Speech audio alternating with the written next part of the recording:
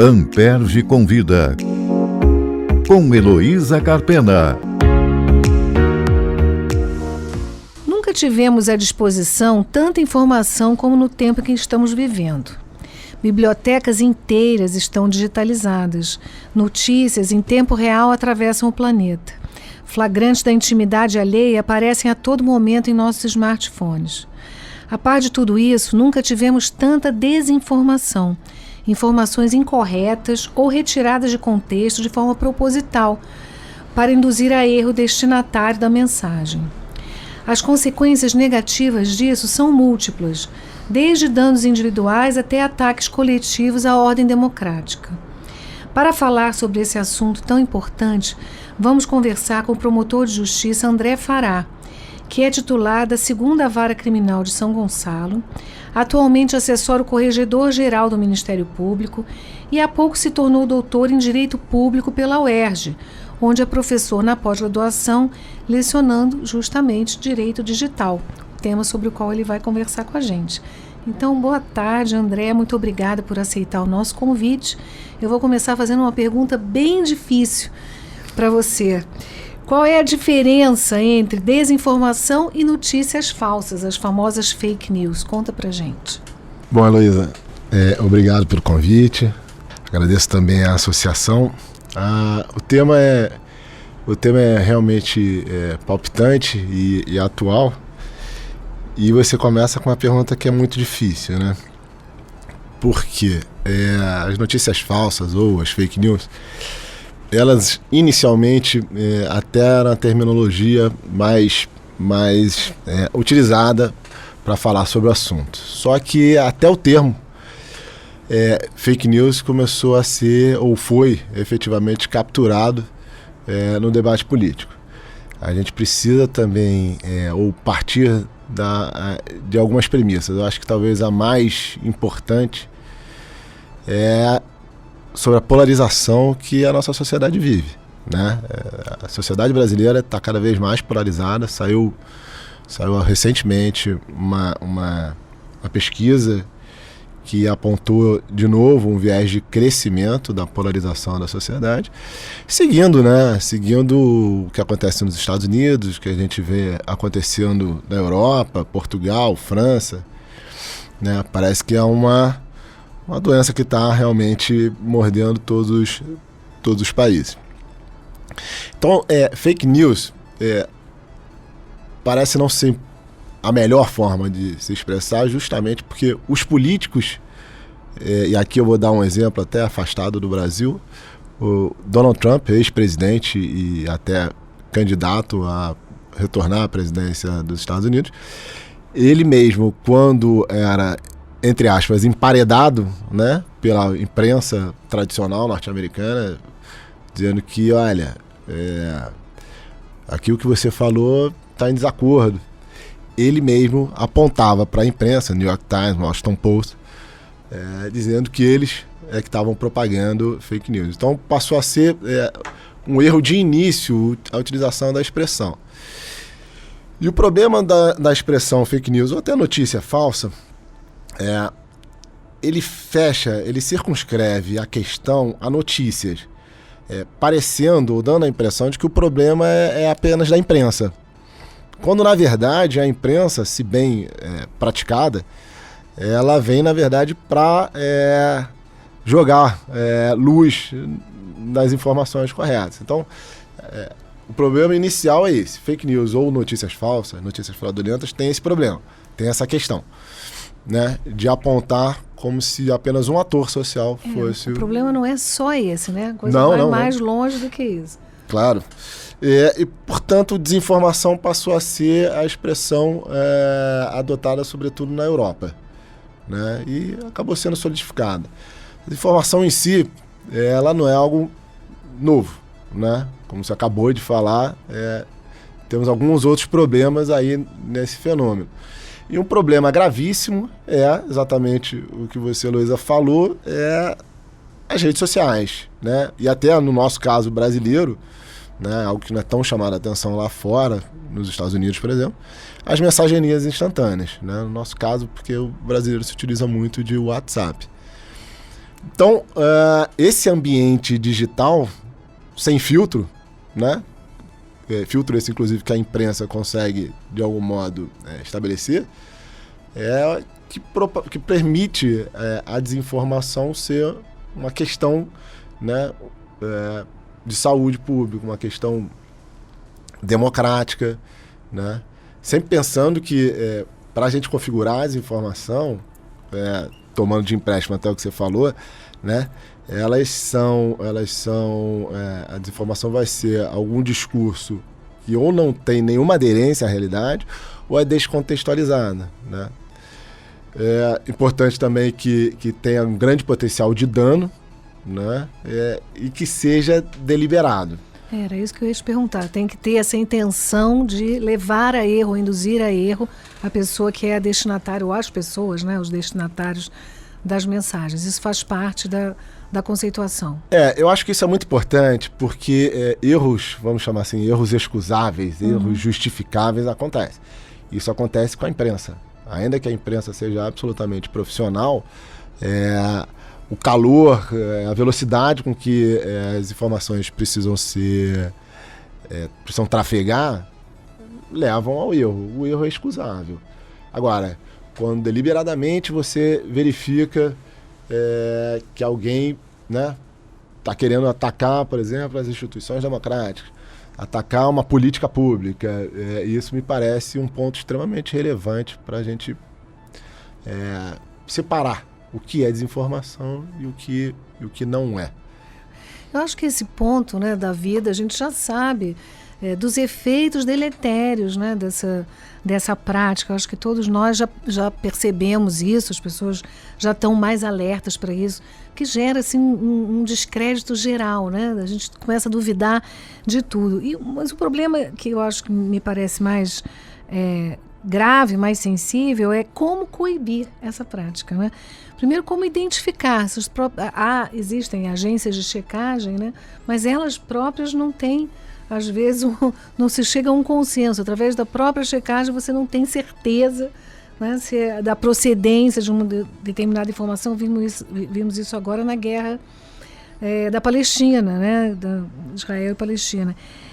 A coibição dessa prática ainda é dificultada pelo modelo de negócio dos provedores. Está correta essa conclusão? De fato, a gente tem um campo muito difícil de trabalho. Por quê? Porque, sobretudo, os provedores que a gente pode especificar, né, de rede social, né, eles funcionam à base de publicidade. Então, é pela economia da atenção que eles se remuneram. Um exemplo muito simples, muito bobo, né?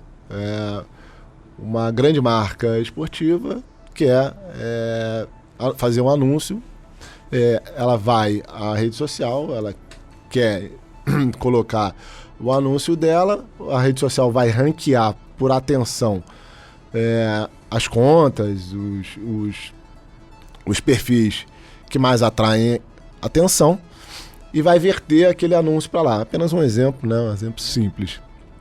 Muitas das vezes, nem a rede social, nem o anunciante sabe que aquela conta difunde desinformação. Mas essa é a estratégia de negócio da rede social. A rede social, na verdade, eu até brinco, a rede social não deveria ser chamada rede social. É uma rede de publicidade. Claramente é uma rede de publicidade, mas que ninguém é informado, ninguém é avisado previamente que aquilo ali é uma rede de publicidade, né? Nós ficamos lá olhando, né, o que mais nos interessa, mas isso leva à captação de dados, ranqueia atenção, uma série de situações e critérios que faz com que a própria rede social estabeleça para onde vai a publicidade.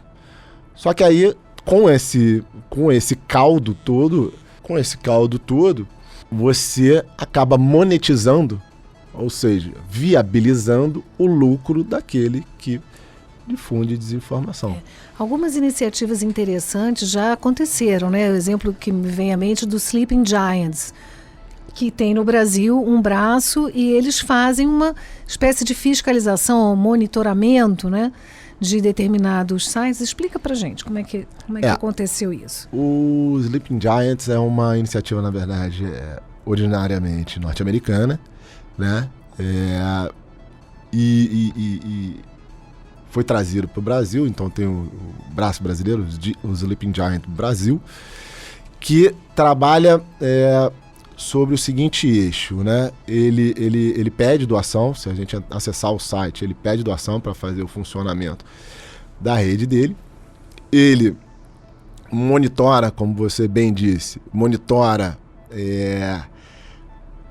os canais mais famosos, aqueles atores mais famosos que difundem, por exemplo, desinformação, mas também faz o mesmo para hate speech, né? Discurso de ódio. Então monitora aqueles atores que são mais proeminentes nesse discurso tido por ilícito, ou pelo menos danoso, e ao mesmo tempo verifica quem está vertendo anúncio para esses atores. Que muitas vezes nem sabem, né? Porque isso é feito com bots ou de forma automática. Exatamente. E aí o que o Sleeping Giants Brasil, né, faz? Ele notifica a empresa dizendo, olha, você está vertendo dinheiro, patrocinando, portanto, um difusor de desinformação, um difusor de hate speech. E aí ele publica na página dele, no Instagram dele, por exemplo, que ele já notificou a empresa e está aguardando a resposta da empresa. Então, isso funciona, né? Isso é muito interessante, porque isso gera um certo constrangimento às empresas. São grandes empresas. Tem empresas que são realmente muito grandes e que não se espera que ela esteja, de fato, né, apoiando. Tipo de nem coisa. Ela, na maioria das vezes, nem a própria empresa. Porque como a gente falou aqui, muitas das vezes eles não sabem que estão injetando dinheiro nesses atores. Esse tema é ainda mais sensível quando a gente está num período eleitoral, como agora, né? Vamos entrar aqui, ou já estamos, não sei, no período eleitoral, né, das eleições municipais que se aproximam. Esse foi um problema notável desde o Brexit, eu acho, né? Que você conhece bem o potencial dessa estratégia com relação à formação de opiniões, né? Porque não só vender produtos e serviços, mas também vender ideias, né? Então, qual a relevância da desinformação para o processo democrático? Esse é um ponto, esse é um assunto muito importante, né? Veja, não é de hoje, e na ciência política até se diz que não há problema no político mentir para o seu eleitorado. Que eu acho que merecia até uma reflexão maior. Mas o clichê é isso, né? O eleitorado pode ser alvo de mentira. O problema é que as redes sociais ou as mensagerias instantâneas, tudo isso tem um ambiente de, como você citou, bots, disparos em massa, toda uma avalanche de informação ou desinformação que ataca as pessoas. Muito rapidamente. Muito rapidamente o eleitorado. Existe até uma pesquisa que diz que a desinformação ela vai mais longe, ela vai mais rápido, de forma mais profunda do que a informação verdadeira. Porque a desinformação, ela pega, ela capta muito o sentimento que não poucas vezes é um sentimento ruim. E aí a pessoa ela fica capturada por aquilo ali e ela vai entrando para dentro de uma bolha. A gente tem uma tendência a se interessar mais por notícias ruins, né? Isso é fato, isso na imprensa a gente vê, não é? A todo momento. E aí num contexto eleitoral, isso é um grande problema. Vou dar um exemplo simples, já que você, Heloísa, falou aqui do contexto eleitoral e a gente se avizinha aí de eleição municipal. A grande maioria dos municípios, sobretudo municípios de pequeno e médio porte, eles não têm cobertura pela televisão, usualmente, de um programa eleitoral, né, de propaganda eleitoral para aquela região. Muitas das vezes elas vão beber de informação de algum centro urbano maior. Então veja o problema. Não poucas vezes, esses pequenos municípios são verdadeiros desertos de informação, né? E não onde tem mais jornal, né? Exatamente. Então, onde há um deserto de informação, onde na verdade, onde não há um ator atuando para trazer informação fidedigna, nós temos um problema seríssimo de pessoas que obviamente vão ser mal intencionadas de difundir desinformação, e isso obviamente ataca o regime democrático. E aí esse é um problema que vai muito provavelmente lavar todos os municípios de pequeno e médio porte do Brasil. Porque não Mesmo vai ter como aqui no fazer uma estado do checagem. Rio, a gente tem exemplos como esse. Não tenho a menor dúvida. A gente tem municípios muito pequenos. Que não tem o seu próprio veículo de informação e ficam à mercê. Não vai ter veículo de informação. Há algum tempo atrás, né? Muito tempo atrás, eu era promotor titular de Itaperuna. Itaperuna se informava principalmente via blog de um sujeito que trazia as informações do dia, né? Então, se esse sujeito resolve, até de forma escamoteada, dentro das informações corretas que ele traz, se esse sujeito resolve trazer, ou aos poucos, e introduzindo desinformação na cabeça dos munícipes, se torna um problema, né? Inclusive para o Ministério Público. Sim. Porque o Ministério Público vai ter que, de algum modo, ficar fiscalizando esse sujeito ou esses sujeitos diuturnamente. A gente tem um problema de ordem democrática incrível. Pois é, isso nos leva à minha próxima pergunta. E quais são as abordagens possíveis? Quer dizer, o problema está posto e é bastante conhecido, a gente está aí avaliando, né, os seus efeitos nocivos, mas o que fazer com isso e como fazer, como lidar com essa realidade?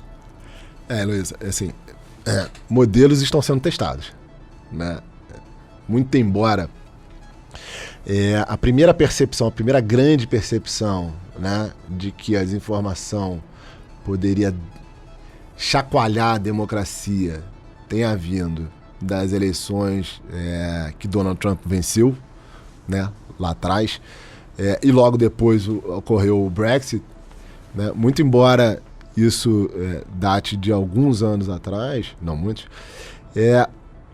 os modelos ainda estão sendo testados. E aí a gente tem um problema muito, muito sério, que é o seguinte: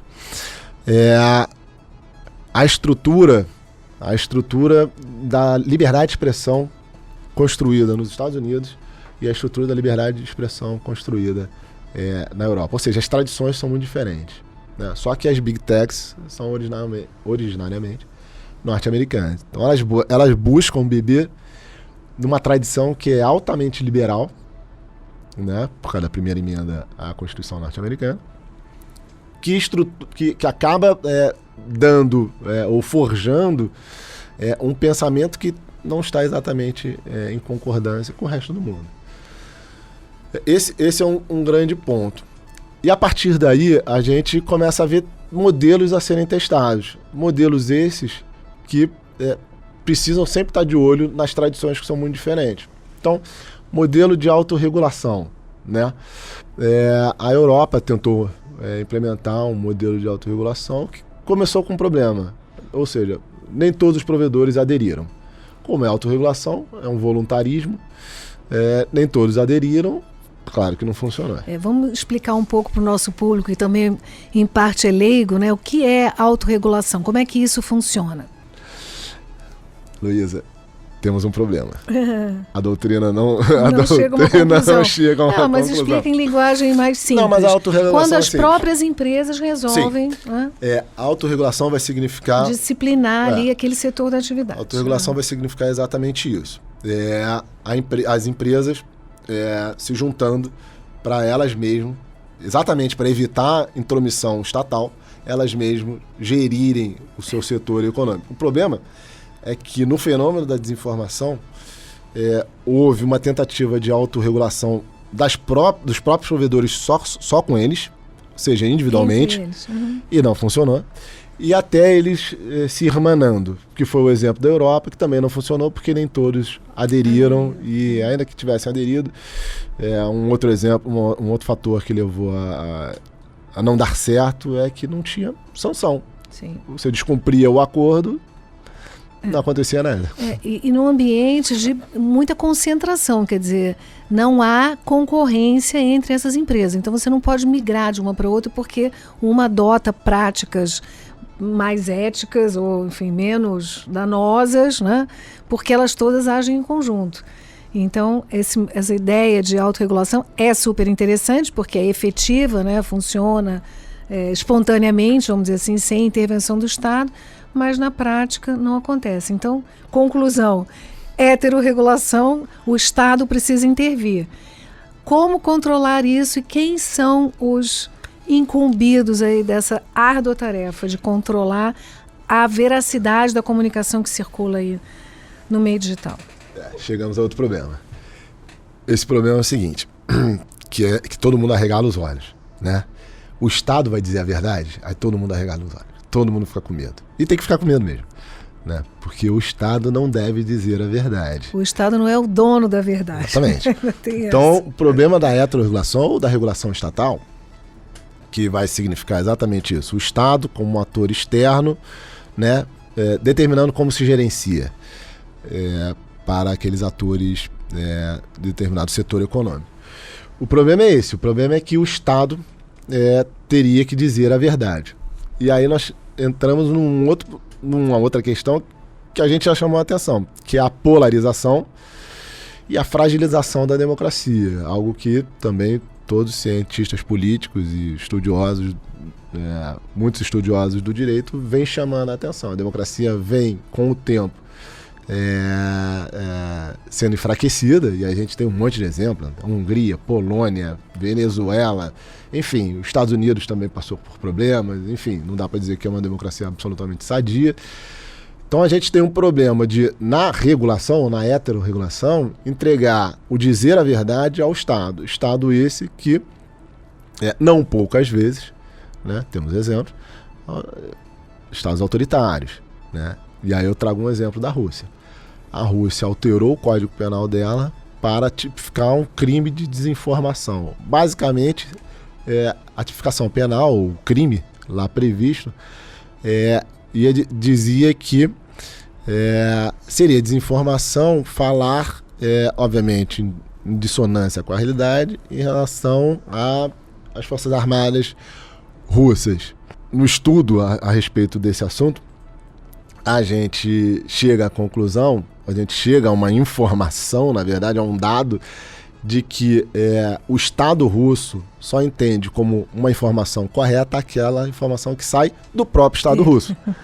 Então, qualquer veículo de imprensa, que não seja estatal, que vai dizer algo que o Estado russo se contraponha, aquele veículo de informação vai estar disseminando desinformação, crime, né, com prisão, com trabalho forçado. Então, na Sibéria, provavelmente. Muito provavelmente. Então existe um risco muito sério de entregar isso, esse trabalho para o Estado.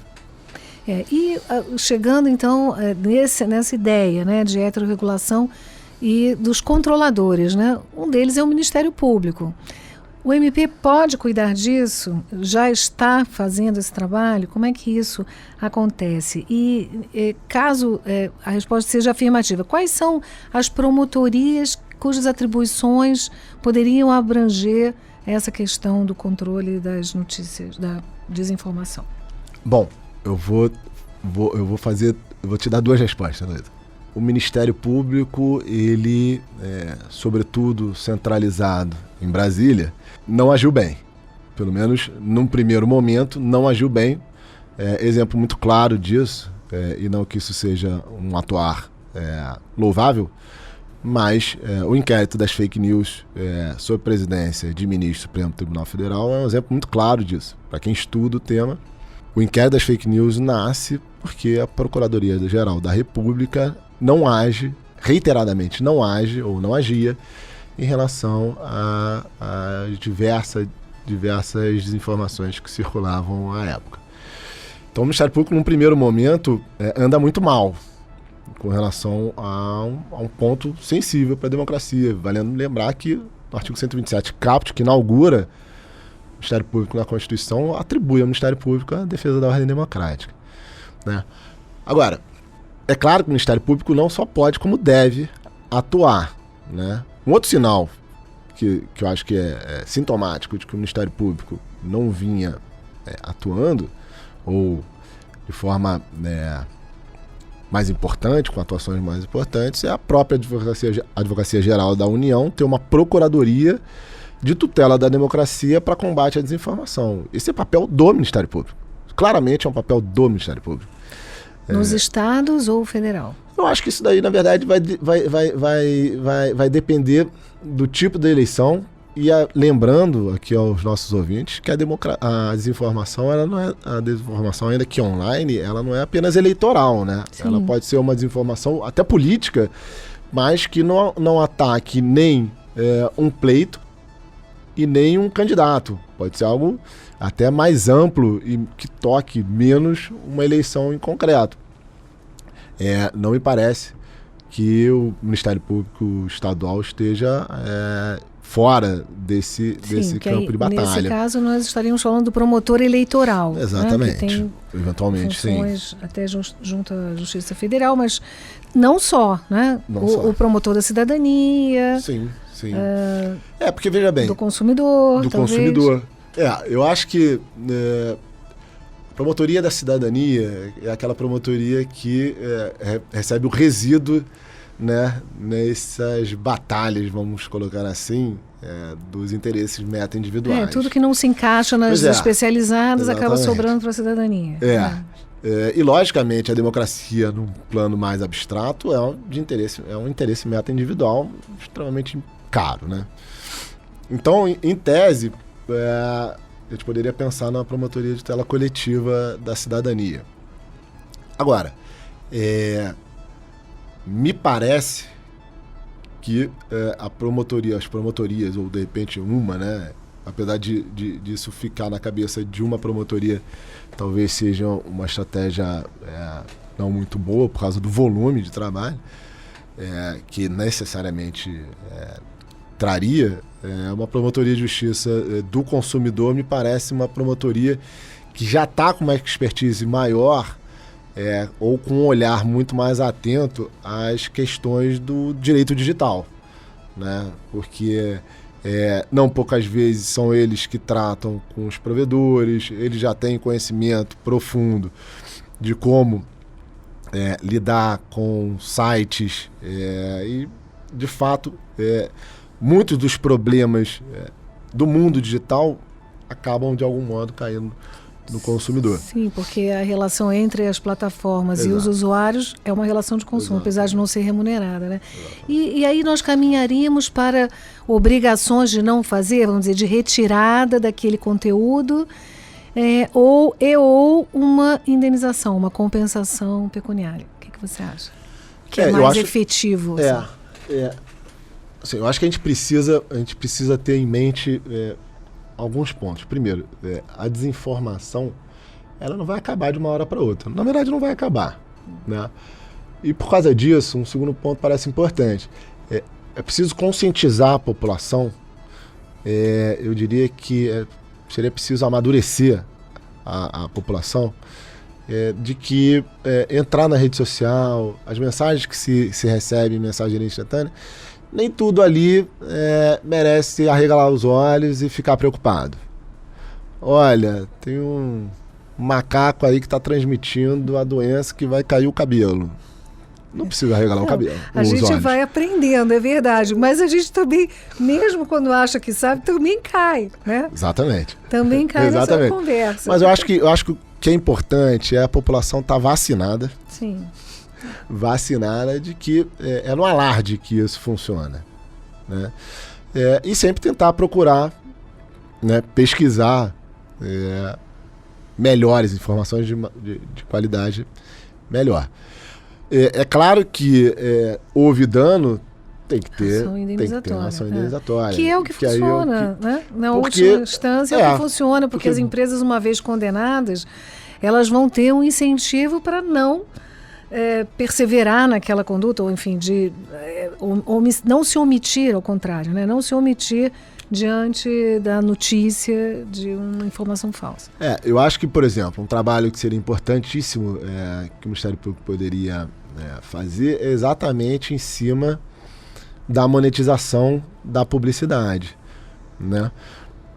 Sabendo que um dos exemplos é aquele esquema que eu narrei aqui, fazer ataque com os provedores, estipulando critérios de como funcionariam esses anúncios vertidos para contas e perfis, etc. e tal, né? Botando alguns critérios. Olha, aqui você vai ter que verificar se esse local para onde você está manejando, localizando uma publicidade, se esse local é de difusor de desinformação ou não. Existem mecanismos de você tentar evitar que com esse esquema se faça dinheiro. E por outro lado, eu acho que também é possível atribuir algumas obrigações a esses provedores de que verificado que uma conta difunde muito desinformação, haja um dever de notificar os órgãos de enforcement, no caso o Ministério Público, para o Ministério Público atuar em relação àquela conta, aquele perfil. Existe uma série de estratégias que são viáveis, né? Uma série que é viável ser feita. Na Europa existe um regulamento atual que nos dá muita luz para isso. Agora, é preciso sentar, conversar, pensar como melhor... Um modelo brasileiro. Né? Porque, por outro lado, Heloísa, só para complementar, o que a gente está vendo é o seguinte: como existe uma certa inércia de modo de fazer, o TSE, que está, de fato, na vanguarda disso, com alguns ministros que são do Supremo e sentem na pele o que acontece, o TSE está avançando em resoluções dentro do poder normativo que a legislação lhe confere, normatizando como enfrentar a desinformação. A questão que eu trago, só para dar um fecho nessa fala, é de legitimidade democrática do TSE via resolução regrar assunto tão caro para a democracia. É uma luta grande, é um longo caminho, mas é importante dar esses primeiros passos. Então, te agradeço pela entrevista e convido os ouvintes a, se gostaram, façam comentários, deem um like, sigam o programa no Spotify. Está disponível também no site da Amperj, no site da Rádio Roquete Pinto. Amperj convida, com Heloísa Carpena.